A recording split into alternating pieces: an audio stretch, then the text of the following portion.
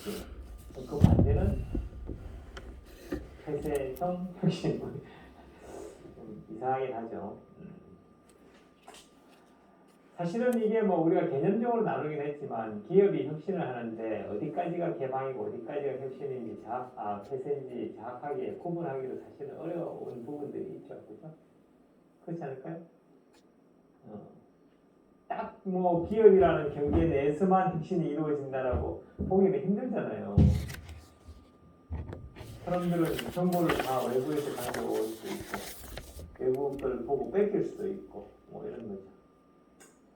대신에 이제 우리가 개방형 혁신이라고 폐쇄형 혁신이라고 하는 거를 이렇게 정의하면서 경계를 짓는 거는 단지 이제 정보와 지식이 외부 내부에서 뭐 이렇게 확인이 되고 그걸 활용을 하고 이런 의미가 아니고 내가 정말 혁신의 과정에 외부의 어떤 조직이나 기관을 어느 정도 개입시킬 거냐와 관련된 부분이라고도 볼 수 있는데 여러분들 생각에는 이 개방형 혁신이라고 하는 것 기업의 어떤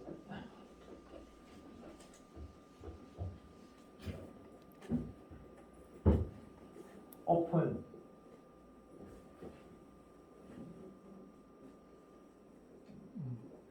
이노베이션 양립을 하기가 쉬운 용어들인가 한번 생각을 양립하기가 이노베이션 하는 이유는 뭐죠? 이노베이션을 해서 기술 혁신을 해서 시장을 뭐? 투입을 넣는 거야. 시장을 투입한다는 거야. 어쨌든 기술 혁신을 해서 기업이 얻고자 하는 기업의 발전. 기업의 발전이란 말 맞는데 어쨌든 이익을 얻고자 하는 거죠. 성장을 하면 뭐 이익을 얻고자 하는 거잖아요. 기업이 성장하고 이익을 얻으려면 경쟁에서 이겨야 될 거 아니에요. 경쟁이 없으면 모르겠지만 경쟁은 분명히 뭐 일반적으로 있다 보고 그러니까 이제 혁신을 하는 목적은 어떻게 보면은 경쟁이라고 하는 게 있다는 거죠. 아까 존속성과 와해성도 경쟁하는 거잖아요. 그잖아요. 과거와 현재와 미래가 경쟁하는 거거든. 현재 속에서 A 기업과 B 기업이 경쟁을 하는 거든. A가 갖고 있는 핵심 역량과 B가 갖고 있는 핵심 역량이 경쟁을 하는 거든. 다 뭔가에 대안이 있기 때문에 대안과의 경쟁이라고 하는 게 깔려있기 때문에 혁신을 하는 거잖아요. 환경의 변화라고 하는 환경과 이렇게 소위 객체와 주체 간의 경쟁이 있기 때문에 내가 주체가 혁신을 해야 되는 거죠. 만약에 그런 경쟁이 없다라면, 극단적으로 없다면 환경이 아무리 변화를 해도 혁신 안 해도 되는 거야. 안 그래? 아니 뭐 나밖에 없는데 그치? 아니 뭐 셀룰러 폰으로 뭐 말도 안 되는 이야기지만 내가 셀룰러 폰을 만드는 노키아인데 경쟁이 없다고 생각해봐. 환경이 아무리 뭐 기술이 발전하고 하는데 경쟁이 없다고 생각해. 뭔데 그만 사는데 뭐 내가 뭐하는 혁신이 이거 아니야. 너무 당연한 이야기죠. 안 그래? 그러니까 혁신을 해야 되는 가장 큰 이유 중에 하나는 환경의 변화라고 이야기를 하지만 그 환경의 변화보다 더 큰 이유는 경쟁 때문에 그런 거예요. 그렇잖아? 너무 내가 막 윽박지를 그렇지 않냐고. 그러니까 혁신을 해야 되는 이 이노베이션을 해야 되는 이유의 하나의 큰 이유가 경쟁, 컴피티션이라면 오픈 이노베이션이라는 이 말이 성립이 되기가 쉽나 이런 거죠. 내가 왜 이런 질문을 하냐? 뭐 오픈 이노베이션 하면 되지. 그리고 또 이유가 있잖아요. 뭐 요즘 이유는 많지 뭐 사실은. 기술의 변화 속도가 빠르다. 그러니까 혼자 하기에는 너무 늦게 갈 수 있다. 이유가 되죠. 또 기술을 혁신하려고 하니까 너무 자원이 많이 든다. 혼자 하려니까 자원이 부족하다. 이유가 되죠. 기술을 혁신하려고 하니까 필요한 기술이 너무 많아. 근데 혼자 그 기술을 다 깨치기에는 너무나도 부족해. 그러니까 관련 기술을 갖고 있는 애들끼리 모여서 혁신을 하면 좋겠네. 소위 제품이라고 하는 것이 과거에 비해서 기술이라고 하는 것들이 훨씬 더 복잡하게 얽혀 섞여 있는 그런 상황 아닙니까? 제품 자체에도 기술이 얽혀 섞여 있지만 그 제품이 사용되기 위해서는 소위 보완제적 기술들이 많이 필요하잖아요. 시스템 제품이 되어가니까 나만 혁신해가 될 게 아니고 핸드폰이 혁신만 해가 될 게 아니고 통신회사도 혁신해야 되고 통신회사만 혁신해야 되는 게 아니고 장비회사도 혁신해야 되는 거고 장비회사만 혁신해야 되는 것이 아니고 컨텐츠 회사도 혁신해야 되는 거고 이런 식으로 다 엮여 있으니까 관련되어 있는 기업들이 서로 합심해서 혁신을 해야 된다 라고 하는 게 과거에 비해서 훨씬 그 원인, 동기 이런 것들이 커진 거죠. 자원 문제, 기술과 지식의 문제, 그리고 시간의 문제, 시간은 속도의 문제예요. 그죠? 그러니까 당연히 오늘날의 어떤 경영 기술적 환경을 보니 오픈, 개방형으로 해야 되지 않냐 라고 이제 이야기를 할 수가 있는 거죠. 여기 보면은 그런 말에 대해서 체계적으로 나와 있긴 하지만 그림만 봐도 아는 거지. 어디 가는 그림? 이 그림이 없구나. 딴 데가 있는데 잠깐만.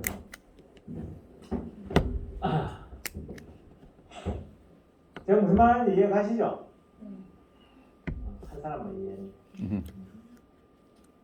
근데 경쟁을 통해서 경쟁이 있기 때문에 혁신을 하고 혁신을 해서 기업이 이익을 얻으려고 하면은 혁신을 하는 과정에서 우리 기업이 개발하는 기술, 우리 기업이 기술을 이용해서 만드는 제품, 그 제품에 들어가는 기술, 이 모든 기술이라고 하는 것은 사실 무형적인 정보 내지는 지식이잖아요.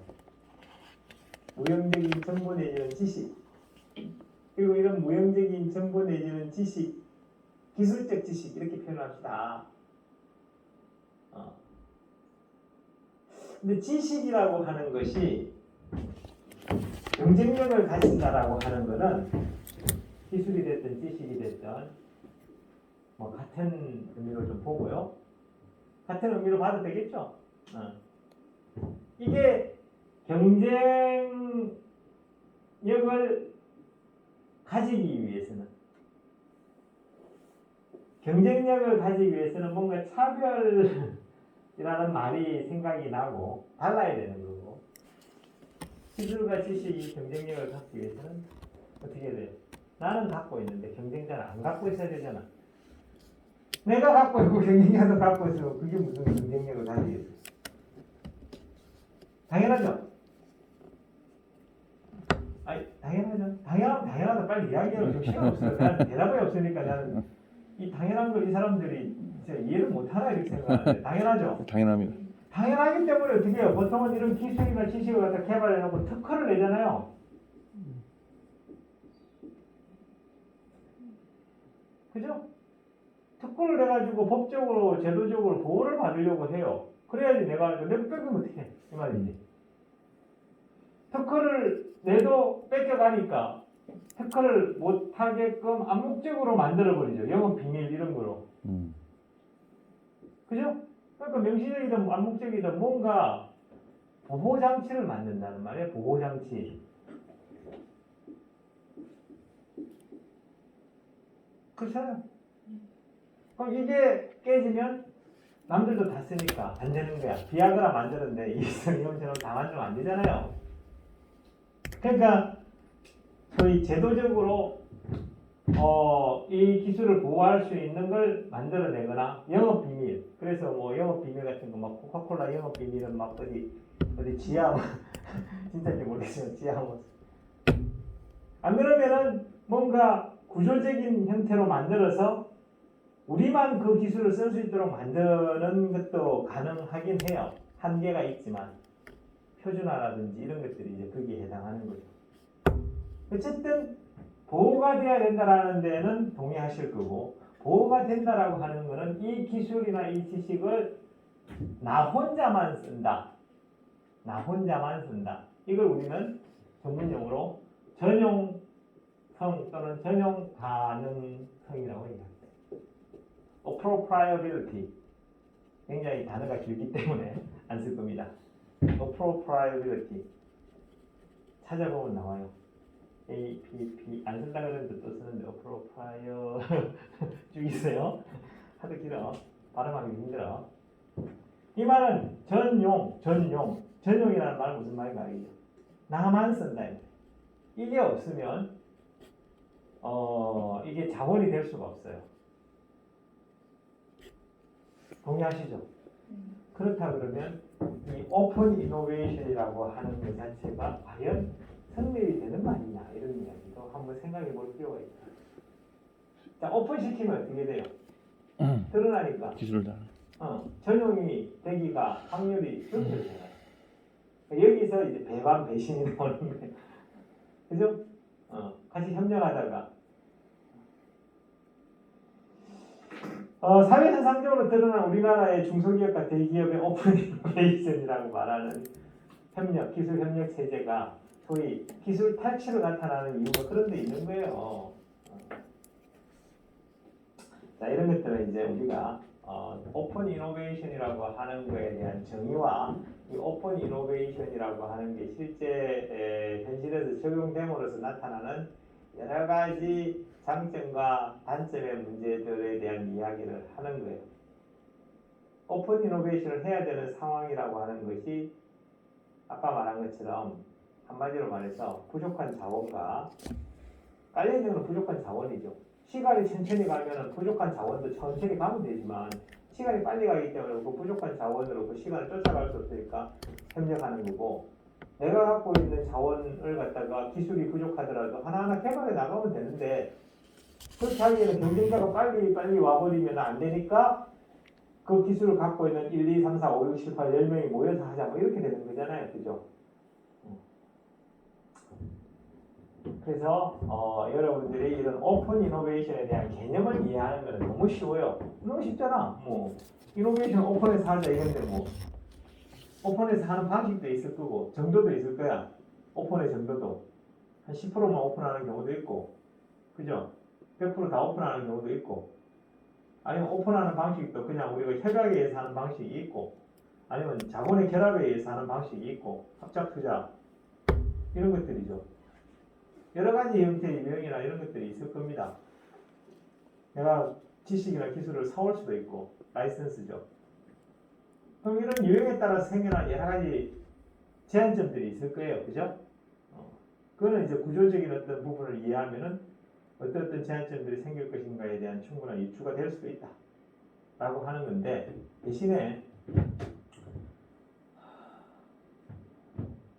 오픈과 전용 가능성의 문제를 항상 생각하면서 우리가 이 전략을 추구해야 되겠다. 이런 생각을 해볼 수가 있죠.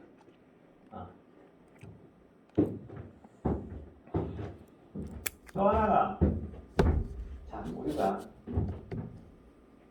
개방을 한다라고 해가지고 개방이 된다 이러는데, 이노베이션을 하기 위해서는 가장 중요한 것이 지식의 교환입니다. 지식의 교환. 지금도 우리가 지식의 교환이라고 하는 게 이루어지잖아요.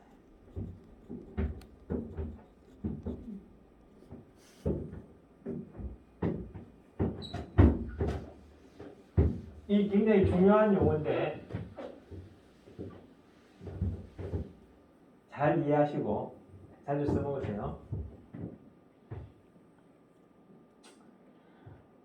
자, 지식이라고 하는 거의 특성이라는 게 있어요. 지식.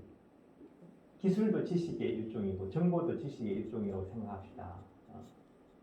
이 지식에 있어가지고 특성 중에서 특히 이노베이션, 오픈 이노베이션이라고 하는 걸 생각해 보면 지식이 교환이 돼야 되잖아요. 교환.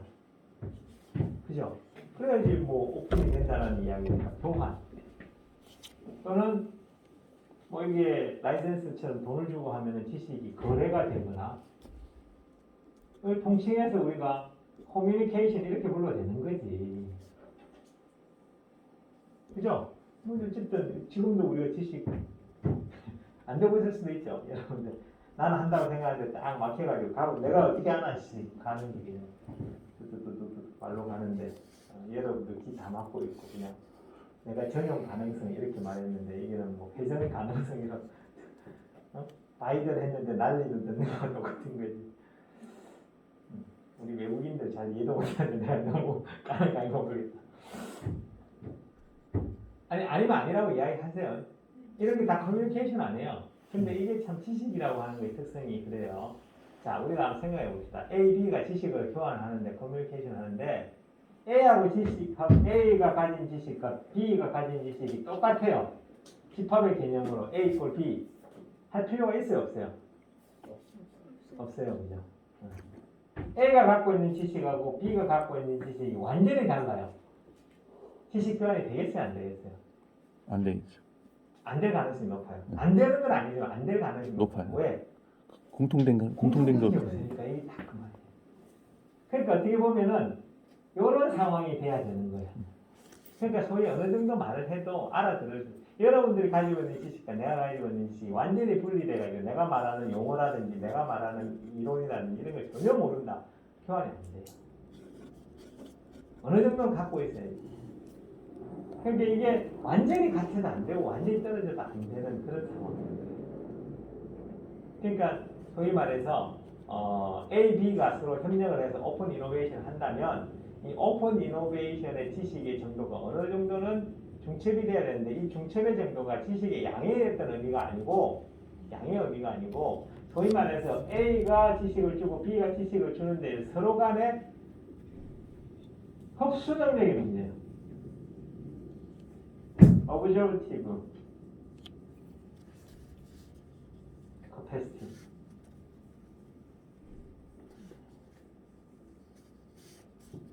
흡수 능력의 문제예요. 그러니까 A, B가 지식에 대해서 서로가 이렇게 뭘 하는데 뭐 아무것도 없어도 되긴 하지만 좀 뭐라도 더 있으면 좀 그래도 좀 뭔가 좀 있는데 무슨 말인지 아시겠어요? 그래서 지식의 오픈 이노베이션에 있어가지고 서로 이야기할 때 흡수 능력이라고 하는 용어를 많이 쓰는 거예요. 그러니까 이 흡수 능력이라고 하는 게 있지 않으면 그 오픈 이노베이션이 성공할 가능성이 낮다. 이렇게 이제 이야기를 할 수밖에 없는 거예요. 지식이 잘 안 되니까. 제가 왜 흡수 능력에 대한 이야기를 하는지 이제 이해하시겠죠. 그러니까 사실은 어떻게 보면은 개방적 혁신이라고 하는 것은 개념적으로 보면 굉장히 그럴듯해요. 좋아요. 우리 개방 이런 거 좋잖아. 느낌상. 근데 실제 현실은 아니라는 것을 우리가 이해하면서 개방적 혁신을 보자 이거지. 그래야지 개방적 혁신을 성공시킬 수 있을 가능성이 높아진다 이런 이야기지.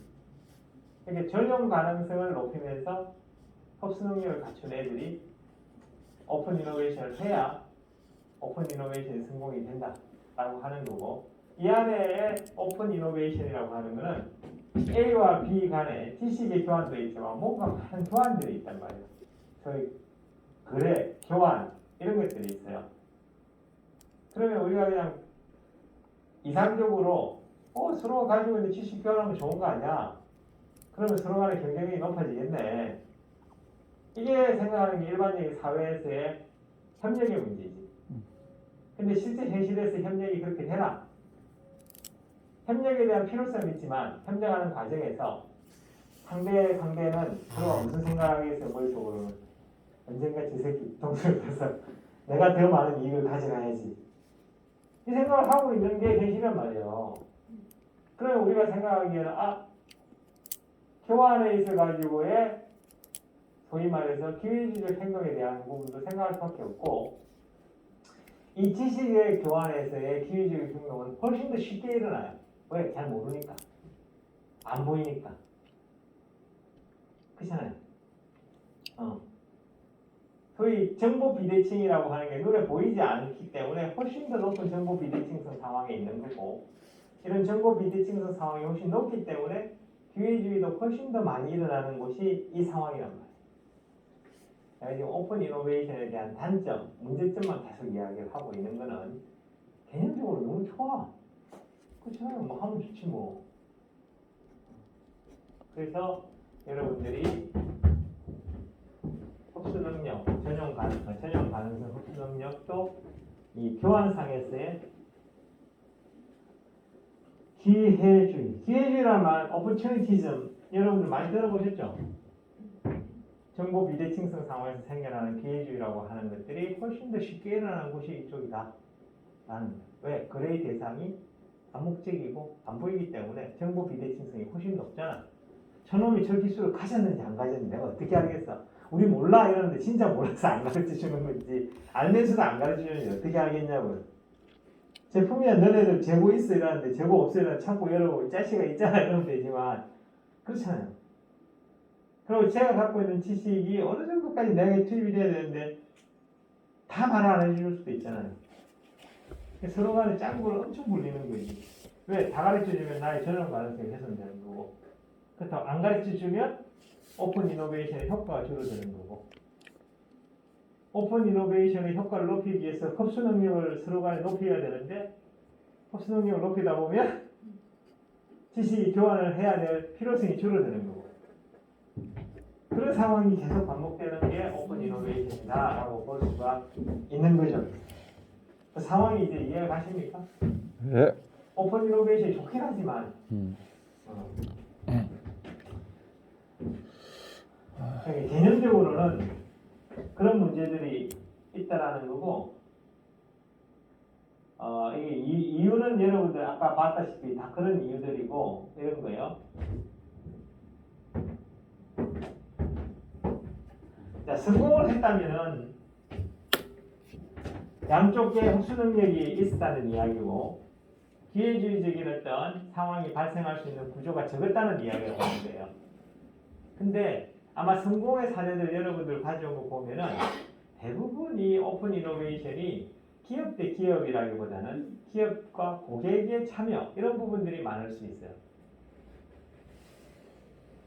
이 고객의 참여라고 하는 거는 어떤 부분이 있느냐 하면은 고객의 입장에서는 아이디어를 그냥 주고 말 수도 있고 거기에 대한 보상도 쉽게 구현이 되니까. 그래서 신제품 개발에서의 오픈 이노베이션은 기업 대 기업의 어떤 유형들이 굉장히 많아요. 나중에 또 보겠지만. 근데 이제 오픈 이노베이션에 대한 이야기를 하면서 커스터머 인바로먼트라는 이야기를 많이 했어요. 커스터머 인바로먼트.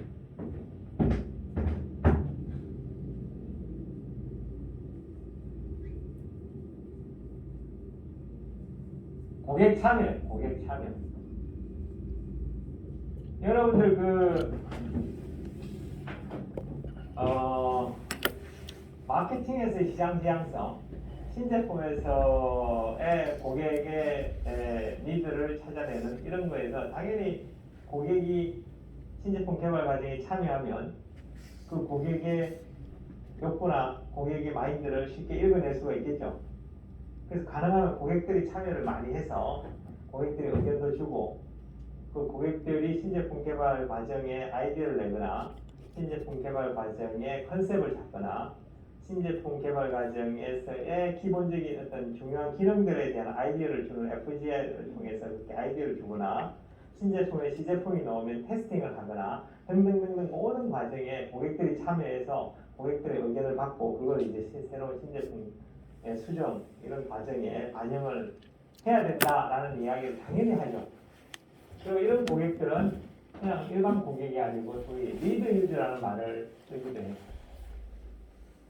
선도적인 사용자죠. 리드 유저. 이건 1970년대부터 뭐 이런 리드 유저들이 신제품 개발 과정에 들어가면 효과가 있다 이런 이야기들 옛날부터 계속 되어 나왔던 이야기. 개념적으로는 당연히 맞지. 아무 생각 없는 놈들보다는 생각 없는 소비자 고객들보다는 뭔가 리드 의견도 있고 잘 알고 있는 우리가 그 제품에 대해서 잘 알고 있는 사람 그런 사람들 있잖아요, 그죠? 뭐 스마트폰도 자동차도 또 기술적으로 복잡한 제품들 또는 뭐 게임도 뭐 또는 뭐 기술적으로 복잡하지 않다 하더라도 가정용품은 주부들이 사용을 직접 하는 사람들 이런 사람들이 자신들의 경험에서 비롯된 아이디어 이런 것들이 신제품의 아이디어로 발현이 될 수가 있고 또 자기들이 그 제품, 시제품을 사용하다 보면 이게 좋은지 나쁜지 어떤 게 더 추가되어야 되는지 알 수도 있고 그러니까 커스텀 인바이러먼트가 신제품 개발 과정에 들어가면 아무래도 시장 지향적 신제품이 나올 수가 있다. 이것도 일종의 오픈 이노베이션이다라고 이야기를 하고 심지어는 이 신제품의 개발 과정에 이러한 커스터머들의 아이디어가 그냥 들어가서 그게 제품화되면은 좋겠네. 그러니까 소위 말해 고객들의 아이디어를 갖다가 고객들이라는 건 대중이니까 그 아이디어를 갖다가 대중들의 아이디어를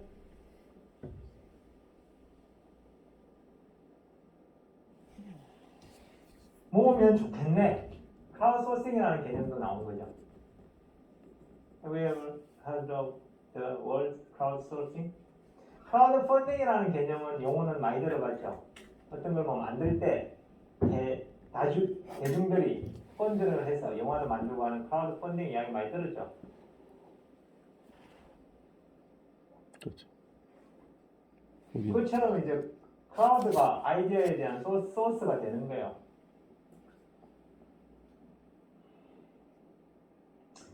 이게 이제 오픈 이노베이션이 나오면서 고객들의 참여를 크라우드 소싱이라는 개념으로 만들었는데 과거에는 이렇게 하기가 쉽지가 않았어요. 왜?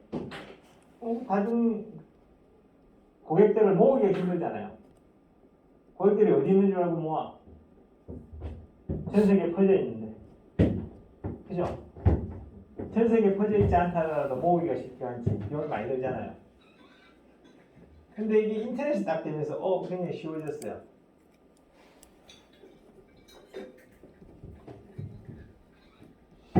그래서 인터넷 시기가 되면서 크라우드 소싱이라는 말이 떴어요. 그러다가 이 크라우드 소싱이 하나의 플랫폼으로 기반해서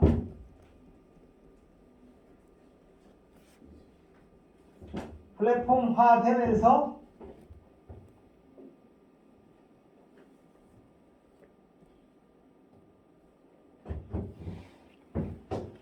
인터넷상에서 플랫폼화 되면서 소위 말해서 이런 퀄키라든지 퀄키닷컴이라든지 이노센티브닷컴이라든지 이런 플랫폼이 만들어져 가지고 아주 각광받는 비즈니스 모델이 되었어요. 한 10년 전에 획기적이지. 퀄키닷컴 들어봤어요? 오늘 처음 들어요? 이노센티브닷컴. 퀄키라는 단어가 배짜 이런 뜻이 배짜.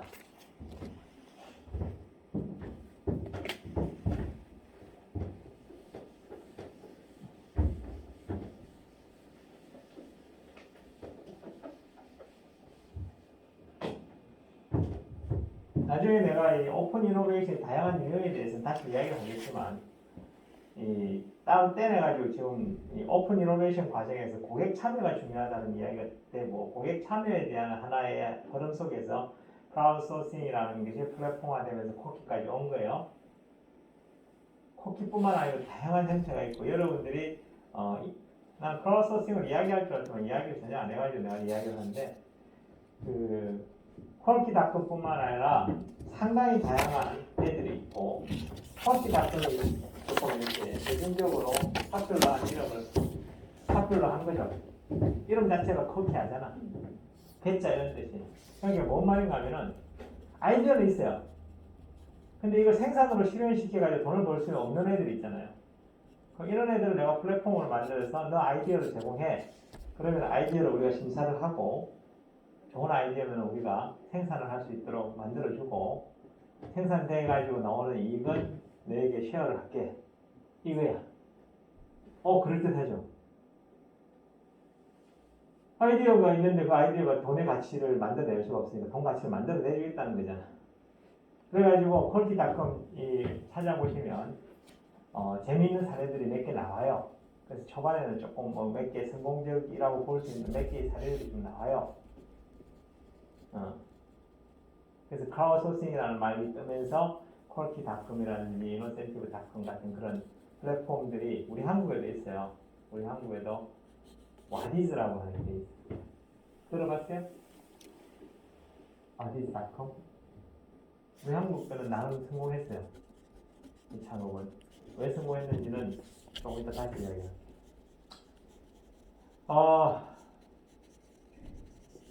그 기본적인 이런 그 크라우드 소싱 플랫폼의 비즈니스 모델이 이해가 되죠? 간단해요.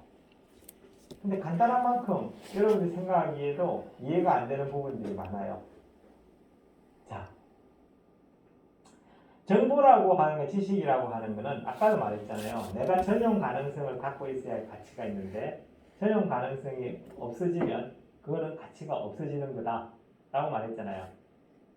그러면은 자, 지식이나 기술 같은 것들이 거래가 되려면 그걸 가치를 평가할 수 있어야 될 거 아니에요. 돈 주고 사는 건데 가치가 평가돼야 될 거 아니에요. 그럼 내 지식 갖고 있어. 야, 얼마에 살래요? 그 상대가 뭐라 그랬어요?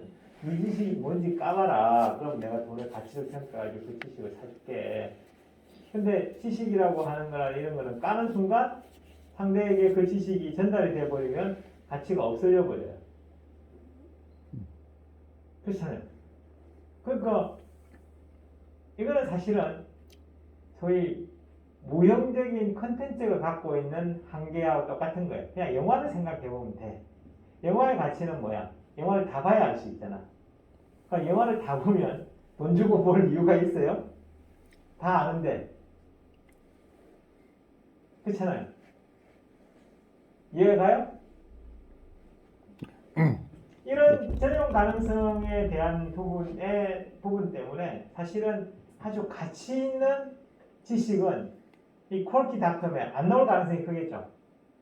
발명가 스스로도 이거는 정말 100억짜리 가치야라고 생각하면 지가 어떻게 뚱땅뚱땅하거나 아주 소수의 사람들은 모아서 100억짜리를 가치를 만들어 100억을 지가 다 먹지 왜 퀄키닷컴 같은 데 던져가지고 진짜 100억이 나오면은 뭐 한 1억 정도 받겠어요. 이거지. 퀄키닷컴에 나오는 아이디어는 이게 진짜 가치가 있는지 없는지 잘 모를 아주 애매한 거나 나오든가 아니면 별로 가치가 없는데 어떤 놈이 그냥 가져가시면 좋겠어요 하고 던지는 거라든가 이런 거예요. 이 정도 이야기하면 여러분들 혹시 아는가 모르겠는데 중고차 시장에 레몬마켓이라는 용어가 떠오르나요? 레몬마켓이라는 게 어떤 거죠?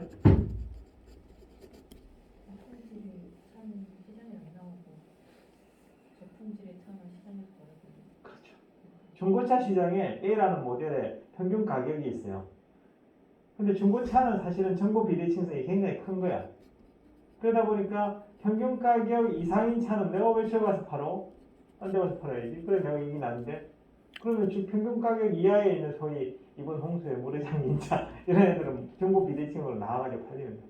그래서 레몬마켓이라고 하는 이게 이제 중고차고 레몬이라고 하는 게 중고차고 레몬마켓은 중고차 거래시장인데 중고차 거래시장은 정보 비대칭성에 의해서 전형적인 역선택이 생기는 시장이라고 해요. 역선택. 역선택의 개념은 설명하자니 또 이제 시간이 가는데 역선택이라는 것은 잘못된 선택을 하는 거예요. 중고차 시장에 간 소비자가 좋은 중고차를 사고 싶잖아요. 근데 좋은 중고차는 평균 가격 이상이기 때문에 안 나와. 그러니까 평균 가격 이하인 나쁜 차만 사게 되는 거예요. 이 시장의 거래라고 하는 게 잘못되어 있는 거예요. 그게 바로 이 크라우드 소싱의 플랫폼에 똑같이 적용되는 문제예요. 그렇잖아요. 내가 아이디어가 좋아. 안 나와. 왜? 1억짜리 아이디어가 아니거든. 1억 이하에 있는 아이디어들은 막 나와. 그러니까 처음에 한두 개 성공하다 그 다음부터 성공이 안 되는 거지. 이해가 어느 정도 갑니까? 지식거래시장이라는 게 정보 비대칭, 사실은 내가 일반화시키면 정보 비대칭성이 굉장히 큰 시장이 이런 눈에 보이지 않는 거고 지식이 거래되는 시장도 눈에 보이지 않는 정보 비대칭성이 굉장히 큰 시장이고 정보 비대칭성이 굉장히 큰 시장은 역선택 문제가 생길 수밖에 없는 시장이다라고 이야기하는 거고 오픈 이노베이션의 한 예로 이런 크라우드 소싱의 플랫폼도 레몬마켓하고 똑같은 원리가 작동된다라는 거예요. 그러니까 실패할 수밖에 없는 부분이 있지 않냐 이겁니다.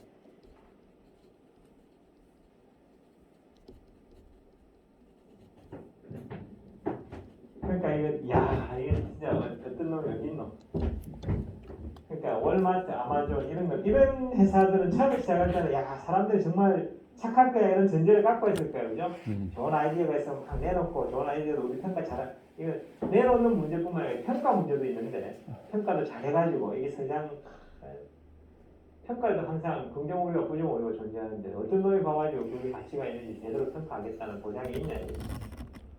그래서 우리나라 와디즈라고 하는 회사는 비슷하게 크라우드 소싱 비즈니스 플랫폼으로 출발을 했지만 뭔 쪽으로 틀었냐 소위 미리 예약받고 이제 예약을 한 걸 가지고 이제 생산을 하는 내가 이런 제품 만들 거예요라고 제품 컨셉을 주거나 제품에 대한 시제품을 주면 사람들이 막 미리 선구매하죠, 그죠? 그럼 선구매에 계약금을 들고 노동력이 싼 나라에 가서 생산을 한 다음에 그만큼 뿌려주고 뭐 이런 어떤 소위 뭐라 그러나 선구매 형태로 이제 비즈니스 모델을 바꾸면서 어느 정도 이제 살아남은 부분이 있지만 퀄키닷컴 같이 이제 아이디어를 순수하게 받아서 좋은 아이디어 평가하고 그거가 이제 생산하겠다는 애들이 펀딩을 대가지고 아니면은 생산 공장에서 우리 이거 생산해볼게 그러면은 소위 말 아이디어 낸 사람, 평가한 사람, 그 다음에 생산하는 사람, 마케팅하거나 또는 이런 플랫폼 자체를 운영하는 이 최소 4개의 애들이 공동으로 하나의 비즈니스를 하는 거잖아요. 공동 비즈니스를. 그 과정에서 아이디어 내는 놈이 만들어내는 역선택의 문제, 아이디어 평가상에서의 오류, 생산과 마케팅을 하는 애들이 만들어내는 품질의 문제, 이런 모든 문제들이 걸리기 때문에 여기서 이제 그게 제대로 선순환 구조로 안 돌아갈 수가 있는 거예요. 그게 이제 실패의 원인이죠. 여기 따라 이 채널을 한 6년간 잘 해먹었거든요. 참, 이 똑똑하네요, 이 만든 놈은. 그죠? 6년 동안 이 채널을 해먹었으면 1년에 얼마를 해먹은 거야? 1년에 한 350억 정도를 해먹은 거고, 우리나라 돈으로 1년에 350억이면 얘는 하루에 1억씩 써먹어요. 정말 대단한 사기꾼이라고 말하면 엄청 욕하겠지만 대단한 놈이에요. 대단한 놈.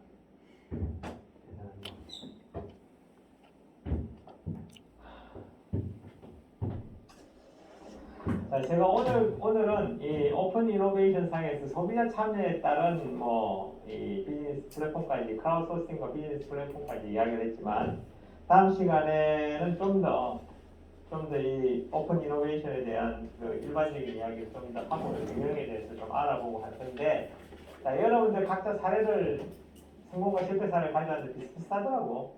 왜 그래 다 비슷비슷한지는 내가 이해가 가요. 다 구글링을 했다는 이야기. P&G 나온 사람도 서너 명이 되고 보잉 나온 사람도 서너 명이 되고 뭐 그렇게 해요. 근데 조금 더 찾아보시고 오늘 말씀을 드린 몇 가지 개념. 자, 여러분들 제가 계속 용어와 개념을 강조하는 걸 아시겠죠? 우리는 공부를 하는 사람은 첫 번째가 용어하고 그 용어의 개념을 잘 이해하는 게 첫 번째고 그 용어와 개념을 가지고 이론적 설명이 만들어진 이론을 갖다가 이해하는 게 두 번째예요.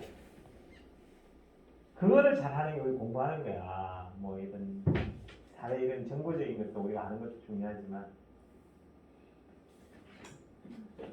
그래서 이런 용어들을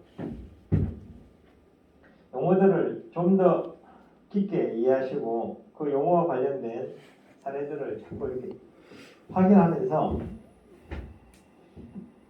이 용어의 개념을 정확하게 이해를 하세요. 그리고 그 용어가 사용되어지는 이론에 대해서도 이제 공부를 하게 되는 거고 그런 용어를 처음 들어봤다 뭐 이렇게 하고 있으면 안 돼. 물론 용어들 중에서도 깊은 개념을 갖고 있는 용어가 있고 별로 깊지 않은 개념을 갖고 있는 용어도 있고 해요. 그거는 이제 각자 이렇게 구분을 해야 되지만 그 용어를 아는 게 첫 번째다. 그리고 관련 용어는 관련 용어끼리 이렇게 서로 이렇게 이해를 잘 하고 있어야지. 저는 공부는 말 배우기라고 해요. 말 배우기. 단어 배우기. 공부는 말 배우기고 말 배우기의 시작은 그 단어를 아는 데 있는 거예요. 그죠? 안 그래? 내가 중국말 배우려고 해봐. 의자가 뭔지를 알아야 돼. 그래야지 이제 중국말로 징쭈 이거 비슷하나?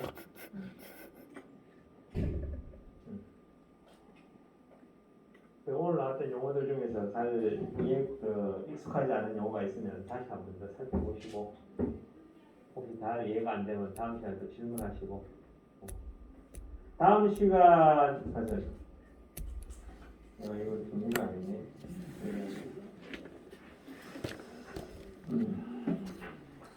다음 시간에 이 지금 오픈 이노베이션에 대한 여러분들의 사례에 대한 이야기와 아직 여기서 이야기하지 않은 용어들이 꽤 많은데 여기 내가 지금 이야기해놓은 것들 중에서 나와 있는 것들도 없잖아. 내부 기술 개발의 장단점이 뭐냐? 개방형 혁신이 성공하기 위한 조건이 뭐냐?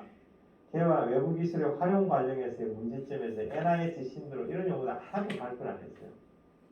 흡수 역량에 대한 말도 안 썼어. 내가 왜 이 키워드를 이렇게 적어 놓겠습니까? 자원 의존 관점에서 자원의 특성을 생각해 보자. 하나도 이렇게 안 했단 말이에요. 오, 네. 뭔 말인지 알겠어요? 네, 송지영의 정보도 우리가 이제 정보 비대칭성이 굉장히 기회주식 행동을 한 거 아니야? 이렇게는 키워드를 적어놨으면 이 키워드를 중심으로 좀 생각을 해보고 발표도 이 키워드를 좀 잘 모아서 좀 이렇게 발표를 해야지. 뭔 말인지 알겠냐?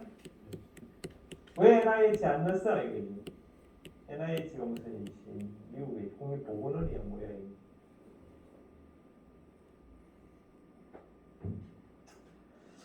점점 말했죠. 나이가 들어가면서 좋은 일보다는 노래 발표는 일이 더 많고 짜증나는 일이 많은데 어느 날씩 짱처럼 맛있죠.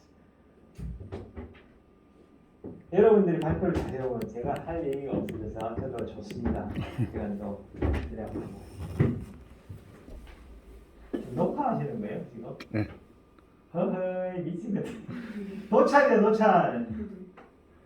사실은 동의를 받아야 되는데 계속 이게 내 강형으로 자꾸 돌려놓게 나는 이 도찰이에요 도찰. 이게 100을 말씀하시면 제가 60밖에 못 듣기 때문에 다시 한번 흡수 역량의 문제예요. 예.